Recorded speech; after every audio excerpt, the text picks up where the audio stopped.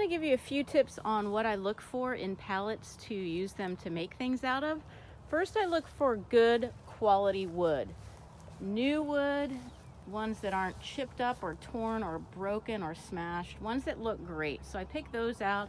Before I take them, I ask the business, can I have them? Or if they're in a yard waiting to go out for yard day, then I'll stop and pick them up. But anyway, make sure you have a good pallet. You want to make sure that it's symmetrical. As you can see, they typically are.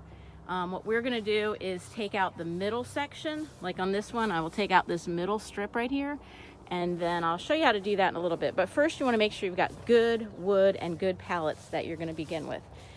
This one right here is what we're going to work on today, and I'll show you how we measure, how we take the wood off to cut the pallet in half, and then make a bench. And this is going to be our final product right here.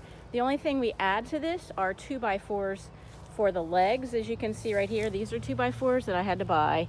And then often I use wood from the pallet for the arms, but in this case it didn't work out well or didn't look great, so I used a 2x4. So check with us on how we're going to build this bench. All right, as we prepare to work on our pallet bench today, let's go over the tools and equipment you need. First, set out a crowbar and get a couple of screwdrivers and a couple of hammers because they operate a little differently, and we're going to use those to take the wooden strips off of a few parts of the pallet that we'll use later, and so we can cut it. Then you're also going to need a level for later when you're balancing the bench at the height you want, and a square for measuring, tape measure, and a pencil. The screws that I've found work great that I would recommend. You need 8 by 2.5 exterior screws, and that works for going through the 2x4s and the pallet. And then I also have some 8 by 1.5 for smaller areas like making the arms fit.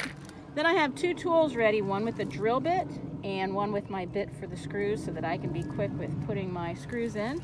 Then I got my pallet sitting out here ready to go.